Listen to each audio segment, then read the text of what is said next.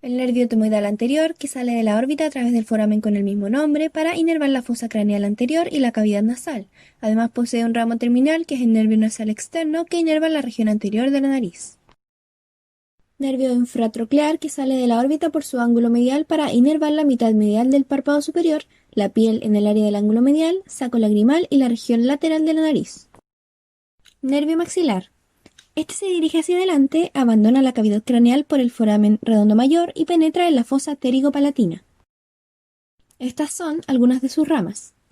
Ramos ganglionares para el ganglio pterigo-palatino, nervios palatinos menores y palatino mayor que pasan por el canal palatino y entran en la superficie oral del paladar a través de los agujeros palatino mayor y menor. El nervio palatino menor inerva el paladar blando, mientras que el nervio palatino mayor se dirige hacia adelante en el techo de la cavidad oral para inervar el paladar duro y las encías adyacentes. Además da origen a los nervios nasales posteriores e inferiores. El nervio nasopalatino se dirige hacia anterior por el tabique nasal, pasa por el canal incisivo e ingresa al techo de la cavidad oral. Aquí va a inervar la mucosa, encías y glándulas adyacentes a los dientes incisivos. El nervio cigomático posee una rama cigomático-temporal que abandona el hueso cigomático e inerva una pequeña zona de la región de la sien.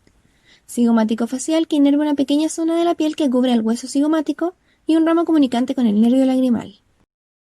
El nervio alveolar superior posterior va a inervar a los dientes molares superiores y las encías adyacentes. El nervio infraorbitario sale de la fosa pterigo-palatina a través de la fisura orbitaria inferior y pasa por el surco y el canal infraorbitario. En su paso por estas estructuras da origen a los nervios alveolares superiores medio y anterior, encargados de inervar a los premolares e incisivos y caninos respectivamente. Luego, el nervio infraorbitario abandona el hueso maxilar a través del foramen infraorbitario e inmediatamente se divide en múltiples ramas que inervan el párpado inferior, la mejilla, la región lateral de la nariz y el labio superior. Nervio mandibular. Este sale del ganglio trigeminal y abandona el cráneo a través del agujero oval. La raíz motora del nervio trigémino también discurre por el agujero oval y se une al componente sensitivo del nervio mandibular fuera del cráneo. Por lo tanto, el nervio mandibular es la única división del nervio trigémino que contiene un componente motor encargado de la inervación de los 4 músculos de la masticación, entre otros.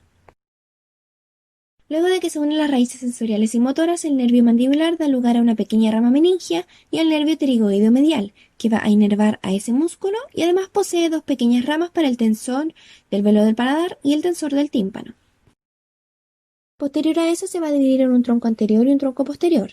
Las ramas del tronco anterior son el nervio massétero y el nervio temporal profundo, nervio hacia el pterigoideo lateral,